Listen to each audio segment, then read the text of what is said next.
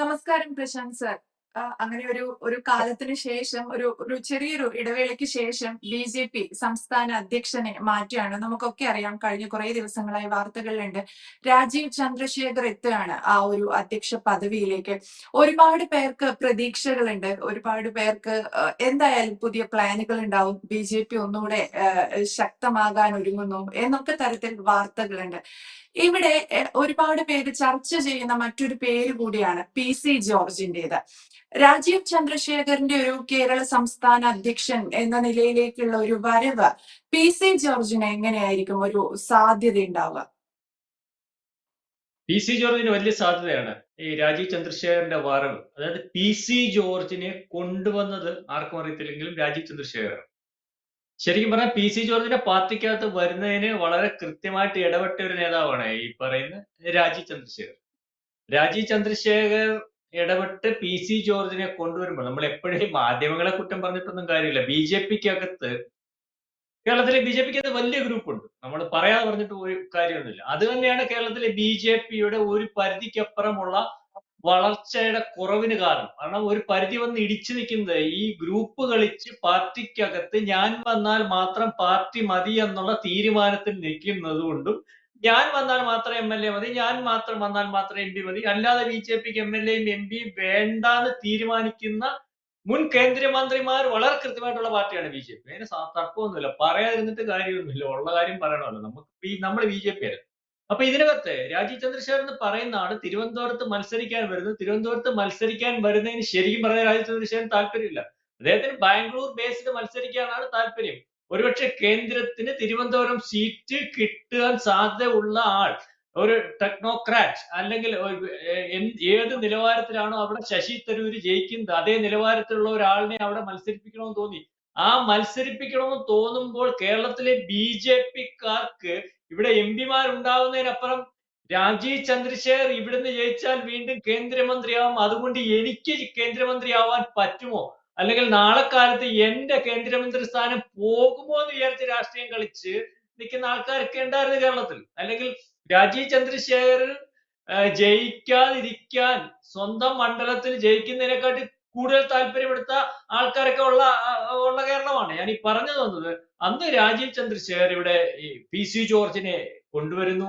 ഈ പി.സി. ജോർജിന്റെ മകനുമായിട്ട് അദ്ദേഹം ദീർഘമായിട്ടുള്ള രാഷ്ട്രീയ പ്രവർത്തനം നടന്ന പി.സി. ജോർജ് ജനപക്ഷത്തിന്റെ നേതാവായിട്ടിരിക്കുമ്പോൾ ഒരു പാർട്ടി ബി.ജെ.പിക്ക് അകത്തേക്ക് വരുമ്പോൾ ആ പാർട്ടിയിൽ ആഗ്രഹിക്കുന്നത് എന്താണ്? ആ പാർട്ടി വലിയ വലിപ്പത്തിൽ അയാൾക്ക് അതുവരെ അയാൾ നടത്തിയ രാഷ്ട്രീയ പ്രവർത്തനത്തിനകത്ത് ഒരു വലിയ ഹൈപ്പ് കിട്ടി വേറെ രാഷ്ട്രീയ പാർട്ടിക്കകത്ത് ലയിക്കുന്നത് കണ്ടിട്ടില്ലേ ഇപ്പം? ലയിക്കുന്ന അപ്പം അതിനുവേണ്ടിയുള്ള സാധ്യത ഈ പറയുന്നത് പോലെ പി.സി. ജോർജ് ആവശ്യപ്പെടുകയും അല്ലെങ്കിൽ സാധ്യത ഉണ്ടാക്കുകയും ചെയ്തപ്പോൾ നിങ്ങൾക്കെല്ലാം ഓർമ്മയുണ്ട്, വെറും നിസ്സാരമായിട്ട് കഴുത്തിൽ ഒരു മാല എടുത്തിട്ട് പി.സി. ജോർജിനെ സ്വീകരിക്കുന്നതിന് വേണ്ടി ഒരു സാഹചര്യം ഉണ്ട്. കാരണം പി.സി. ജോർജ് തിരുവനന്തപുരത്ത് വന്നു, അമിത്ഷാ അവിടെ വരുന്നു. അമിത്ഷാ അവിടെ വന്നപ്പോൾ ആ ഒരു വിഷയത്തിൽ, ആ ഒരു കാര്യത്തിൽ അമിത്ഷാ വരുന്ന കാലത്ത് വെച്ച് അവിടെ വെച്ച് ഒരു മാല എടുത്തു വെച്ചിട്ട് ആ ഒരു വലിയ ഫംഗ്ഷൻ ഈ പറയുന്നത് പോലെ ഇല്ലായ്മ ചെയ്ത് ആ ലേലം ഒരു ചെറിയ രീതിയിലേക്ക് ആക്കി. അതായത് പി.സി. ജോർജ് കേരളത്തിൽ വരുന്നതിന് വേണ്ടിയുള്ള, അല്ലെങ്കിൽ വരുന്നത് കൊണ്ട് ബാക്കി ചിലരുടെയൊക്കെ രാഷ്ട്രീയ ഭാവി ഇല്ലായ്മയാകുന്നത് പോലെ തോന്നുന്നതിന് വേണ്ടിയാണ് ഉദ്ദേശിച്ചത്. അതിനുശേഷം ഈ രാജീവ് ചന്ദ്രശേഖർ ഇവിടെ വന്നപ്പോൾ ഞാൻ പി.സി. ജോർജിന് വന്നു, രാജീവ് ചന്ദ്രശേഖരന് വേണ്ട ഹൈപ്പ് ഇവിടെ കൊടുത്തില്ല കേരളത്തിൽ. രാജീവ് ചന്ദ്രശേഖർ ഇവിടെ വന്നപ്പോൾ മത്സരിക്കുന്ന ഒരു സമയം ഉണ്ടായപ്പോൾ മത്സരിക്കുന്നതിന് വേണ്ടി സാധാരണ നേതാക്കന്മാരെ എല്ലാം കാണാൻ പോകുമല്ലോ, അല്ലെ എസ്.എൻ.ഡി.പിയുടെ നേതാവിനെയൊക്കെ സമുദായ നേതാക്കന്മാരൊക്കെ. അന്ന് ഈ പറയുന്നത് പോലെ ചങ്ങനാശ്ശേരിയിൽ പോയപ്പോൾ നമ്മൾ മനസ്സിലാക്കേണ്ടത്, ചങ്ങനാശ്ശേരി ഇപ്പൊ ആരുമില്ല. ഈ പറഞ്ഞ പി.സി. ജോർജിന്റെ മകൻ മാത്രമേ ഉള്ളൂ. പി.സി. ജോർജിന്റെ മകനെ ഷോൺ ജോർജ്, പിന്നെ അവിടുത്തെ ഒരു പുറത്താക്കപ്പെട്ട മണ്ഡലം പ്രസിഡന്റ്, പുള്ളിയുടെ കാര്യം ഞാൻ ഓർക്കുന്നില്ല, ആളെ വിളിച്ചാണ്. വേറെ നേതാക്കന്മാരാരും ഇല്ല. ഈ നേതാക്കന്മാരാരും ഇല്ലാത്തൊരവസരം അദ്ദേഹം പോയി. അതായത് ഈ പറയുന്ന പി.സി. ജോർജ് ഇവിടെ വന്നാൽ ക്രിസ്ത്യാനികളുടെ കുറവ് പരിഹരിച്ച് നാളെ കാലത്തെ ബി.ജെ.പിക്ക് അധികാരത്തിൽ വരണമെങ്കിൽ കേരള സംസ്ഥാനത്ത് ഒരു ന്യൂനപക്ഷത്തിന്റെ അല്ലെങ്കിൽ സഹായം വേണ്ടപ്പോൾ ക്രിസ്ത്യാനിക്കിടയിൽ വലിയ സ്വാധീനമുള്ള, ക്രിസ്ത്യാനിക്ക് അദ്ദേഹം പറയുന്ന രാഷ്ട്രീയം മൊത്തം ക്രിസ്ത്യാനിക്ക് പറയേണ്ട രാഷ്ട്രീയമാകുമ്പോൾ അയാളെ ഇവിടെ, അല്ലെങ്കിൽ അയാളെ ഇവിടെ ഉയർത്തുന്നതിനോ അയാളുടെ രാഷ്ട്രീയം ഉയർത്തുന്നതിനോ ഒന്നും ശ്രമിച്ചിട്ടില്ല. കഴിഞ്ഞ ദിവസങ്ങളിൽ പി.സി. ജോർജിന്റെ പുറകിൽ നിൽക്കുന്ന നമുക്ക് മനസ്സിലായി, പി.സി. ജോർജ് ഉയർത്തിയ രാഷ്ട്രീയം ലവ് ജിഹാദിന്റെ രാഷ്ട്രീയം. ഈ മുനമ്പ സമരത്തിന്റെ രാഷ്ട്രീയം, മുനമ്പ് ഒന്നും ഇവിടുത്തെ BJP ഏറ്റെടുത്തില്ലല്ലോ. BJP അതിന്റെ പുറകിലില്ലല്ലോ. BJPക്ക് ഏറ്റവും വലിയ ഒരു വളർച്ചയ്ക്ക് സാധ്യതയുള്ള ഒരു 2 മുദ്രാവാക്യങ്ങളുടെ പുറകിൽ BJP ഉണ്ടോ? BJP ഇല്ല. PC ജോർജിനെ ഹൈപ്പ് അല്ലെങ്കിൽ PC ജോർജ് വിഷയം ഉയർത്തിക്കൊണ്ടുവരുന്നതിന് BJP താല്പര്യമില്ല. ഇവിടെ കേക്കുമായിട്ട് അല്ലെങ്കിൽ ക്രിസ്തുമസ് ദിവസങ്ങളിൽ ക്രിസ്ത്യാനിയെ ഉണ്ടാക്കുന്നതിന് വേണ്ടി കയറി ഇറങ്ങുന്നിടത്ത് ഈ സാധ്യതയുള്ള വിഷയങ്ങൾ വളരെ വലിയ വലിപ്പത്തിൽ അല്ലെങ്കിൽ അവിടെ സമുദായ നേതാക്കളോ പുറകെ നിൽക്കുമ്പോൾ ആ വിഷയം ഏറ്റെടുക്കുന്നതിന് BJP ഇല്ല. അതായത് ഇവിടെ BJPക്കകത്ത് ഗ്രൂപ്പ് രാഷ്ട്രീയം ആ പാർട്ടിയെ വളർത്തുന്നതിന് സഹായമാകുന്നതിന് പകരം ആ പാർട്ടിയെ ഇല്ലായ്മ ചെയ്യുന്നതിന് വേണ്ടി സ്വന്തം താല്പര്യങ്ങൾ സംരക്ഷിക്കുന്നതിന് വേണ്ടി പോകുന്ന സമയത്താണ് വളരെ കൃത്യമായിട്ട് രാജീവ് ചന്ദ്രശേഖർ എന്ന് പറയുന്ന ആളിനെ ഇവിടെ ഗ്രൂപ്പ് കളിച്ചിട്ട് കാര്യമില്ല. ഗ്രൂപ്പ് കളിക്കുന്നവൻ അത് കളിച്ചുകൊണ്ടിരുന്നാൽ മതി. ആ ഗ്രൂപ്പ് കളിക്കുന്നത് ഒരുപക്ഷെ നേതൃത്വത്തിൽ വരാനാണെങ്കിൽ അതിന് യാതൊരു സാധ്യതയും കേരളത്തിലില്ല, BJPയിൽ ഇല്ല എന്ന് കാണിക്കുന്നതിന് വേണ്ടിയാണ് ഈ രാജീവ് ചന്ദ്രശേഖരനെ ഇവിടെ ഗ്രൂപ്പിനപ്പുറമുള്ള ഒരാളെ കൊണ്ട് ഇവിടെ വെച്ചത്. അപ്പൊ രാജീവ് ചന്ദ്രശേഖർ ഇവിടെ വന്നപ്പോൾ ഞാൻ ഈ പറഞ്ഞ PC ജോർജിന്റെ സാധ്യത, PC ജോർജിന് വലിയ സാധ്യതയാണ്. ആണ് PC ജോർജിനെ കൊണ്ടുവരുന്നതിന്, ഷോൺ ജോർജിന്റെ രാഷ്ട്രീയത്തിന് സഹായമാകുന്നതിന് എല്ലാ രീതിയിലും നിന്നു കൊടുത്തിട്ടുള്ള അതുപോലെ ഈ മുനമ്പം വിഷയത്തിൽ ഈ പറയുന്ന പോലെ ഷോൺ അവിടെ പോയി കേന്ദ്ര ഗവൺമെന്റ് ഈ വിഷയം ധരിപ്പിക്കുന്നതിന് പരാതി കൊടുക്കുന്നതിന് ഇവിടുത്തെ ഒരു നേതാവും പോയില്ല. അന്നും ഷോൺ ജോർജിന്റെ കൂടെ ഉള്ളത് ഈ പറയുന്ന രാജീവ് ചന്ദ്രശേഖർ ആയിരുന്നു. അതായത് രാജീവ് ചന്ദ്രശേഖരും ഈ നാളെ കാലത്ത് രാജീവ് ചന്ദ്രശേഖർ കൊണ്ടുവന്ന PC ജോർജ്, കാരണം PCക്ക് രാഷ്ട്രീയം കളിക്കാൻ അറിയാം, നമ്മൾ ഈ പറയുന്ന കണക്കല്ല. അയാൾക്ക് ഒരു കാര്യം ഏറ്റെടുത്താൽ അയാൾ പറയുന്ന കാര്യം കേരളത്തിൽ കേൾക്കാൻ ആളുണ്ട്, അല്ലെങ്കിൽ ഷോണിനത് അറിയാം. അപ്പൊ ആ രാഷ്ട്രീയക്കാരെ വെച്ചിട്ട് രാഷ്ട്രീയ പാർട്ടിക്കകത്ത് ആ രാഷ്ട്രീയ പാർട്ടിക്ക് പ്രൊമോഷൻ ഉണ്ടാക്കാനല്ലേ ശ്രമിക്കുന്നത്. ഇവിടെ ഇതല്ല നടക്കുന്നത്. BJPക്കകത്ത് കടുത്ത ഗ്രൂപ്പാണ്. അവര് ഭയന്നിരുന്നത് രാജീവ് ചന്ദ്രശേഖരും ഈ പറയുന്ന ശോഭാ സുരേന്ദ്രനും വന്നാൽ അന്ന് ഇവരുടെ കയ്യിൽ നിൽക്കത്തില്ല. അതിനുവേണ്ടി ഇവിടെ പ്രധാനപ്പെട്ട 2 ഗ്രൂപ്പുകളാണ്.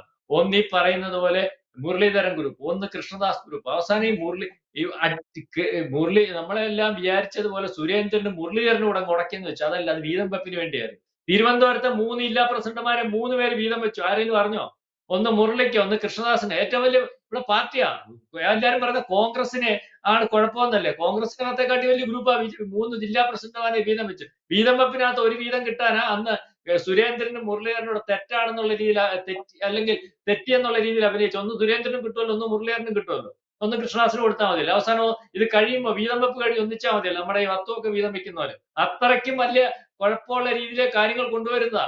പിന്നെ ശോഭാ സുരേന്ദ്രൻ വന്നു കഴിഞ്ഞാൽ ഇവരുടെ കയ്യിലൊന്നും നിൽക്കത്തില്ല. അതുകൊണ്ട് ഈ മുരളീധരനും കൃഷ്ണദാസോട് അഡ്ജസ്റ്റ്മെന്റിലെത്തി നമുക്ക് രണ്ടോട് ഒന്നിച്ചിരിക്കാം, എങ്ങനെയാലും ശോഭ വരരുത്. പക്ഷെ ഒരു കാര്യം പറ്റി, ഈ തീരുമാനമെടുക്കുന്നതിനകത്ത് കേന്ദ്ര നേതൃത്വം അമിത്ഷായും 3 പേർക്കപ്പുറം സംഘടനാ സെക്രട്ടറി ആയിട്ടുള്ള PL സന്തോഷിന് പോലും അറിയാൻ വയ്യാത്തൊരവസ്ഥ.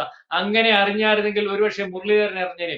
നന്ദയുമായി മുരളീധരന് ഉള്ള ബന്ധം പോലും ഈ കാര്യത്തിൽ മുരളീധരന് പ്രയോജനപ്പെട്ടില്ല. കാരണം മുരളീധരൻ കളിക്കുന്ന രാഷ്ട്രീയം BJPക്ക് ഉതകുന്നതല്ലെന്ന് മനസ്സിലാക്കി വളരെ കൃത്യമായിട്ട് ഇവിടെ ആര് വരണമെന്ന് 3 പേർ മാത്രം തീരുമാനമെടുത്തിരിക്കുന്ന ഒരു പ്രസിഡന്റ് ആണ് രാജീവ് ചന്ദ്രശേഖർ. രാജീവ് ചന്ദ്രശേഖർ ഇതുകൊണ്ട് പോകും. കാരണം പുള്ളി ഇതുവരെ ഏറ്റെടുത്തിട്ടുള്ളതെല്ലാം വിജയിപ്പിച്ചിട്ടുള്ള ഒരാളാണ്. എന്തോ ആയാലും ഈ കഴിഞ്ഞ പ്രസിഡന്റുമാർക്കൊക്കെ ഉള്ളതുപോലെ ഇവിടെ ഗ്രൂപ്പ് ഉണ്ടാവും. പൂർണ്ണ സഹകരണം ഒന്നും പ്രതീക്ഷിക്കേണ്ട. ആ ഗ്രൂപ്പിനെയൊക്കെ അതിജീവിച്ച് ഒരു പുതിയ സംവിധാനത്തിൽ കൂടി അല്ലെങ്കിൽ ഇവിടുത്തെ രാഷ്ട്രീയം എങ്ങനെയാണ് മുന്നോട്ട് കൊണ്ടുപോകുന്നത് വളരെ കൃത്യമായിട്ട് മനസ്സിലാക്കി ഏറ്റെടുത്ത് മുന്നോട്ട് പോകുന്നതിന് രാജീവ് ചന്ദ്രശേഖറിന് കഴിയും. അതിന് PC ജോർജ് ഉണ്ടാകും, അതിന് ഷോൺ ജോർജ് ഉണ്ടാവും. എന്തായാലും ഒരു വലിയ മുന്നേറ്റം. അതായത് ഇനിയും വിജയിക്കണമെങ്കിൽ, അധികാരത്തിൽ വരണമെങ്കിൽ ഒരു ന്യൂനപക്ഷത്തിന്റെ സഹായം BJPക്ക് ഉണ്ടാവണം. 20% വോട്ട് ഇനിയും കൂടുതലാവണമെങ്കിൽ ന്യൂനപക്ഷത്തിന്റെ സഹായം ഉണ്ടെങ്കിൽ അത് എളുപ്പമാകും.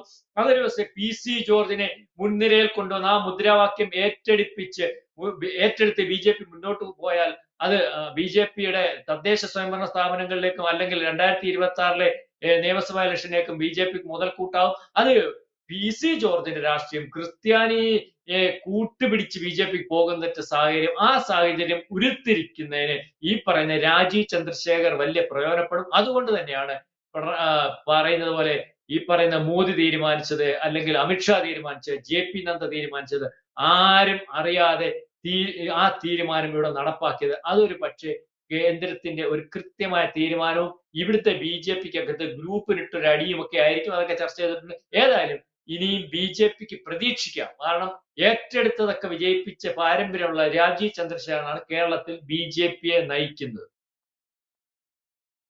തീർച്ചയായും അങ്ങ് പറഞ്ഞതുപോലെ BJPക്ക് ഇനിയും ഒരു പ്രതീക്ഷയുണ്ട്. രാജീവ് ചന്ദ്രശേഖർ ഏറ്റെടുത്ത എല്ലാ വിഷയങ്ങളും അല്ലെങ്കിൽ പദവികളും ഒക്കെ ഭംഗിയായി പൂർത്തിയാക്കിയ ഒരാൾ കൂടിയാണ്. ആ രീതിയിൽ PC ജോർജിനും വരാനിരിക്കുന്ന രാഷ്ട്രീയ കേരളത്തിൽ ഇനിയും ചുവടുറപ്പിക്കാൻ സാധിക്കുമെന്ന് പ്രതീക്ഷിക്കാം. Anyway, thank you sir. കൂടുതൽ വാർത്തകളും വിശേഷങ്ങളും നിങ്ങളിലേക്ക് എത്താൻ ABC മലയാളം സബ്സ്ക്രൈബ് ചെയ്യുക, ബെൽബട്ടനും അമർത്തുക.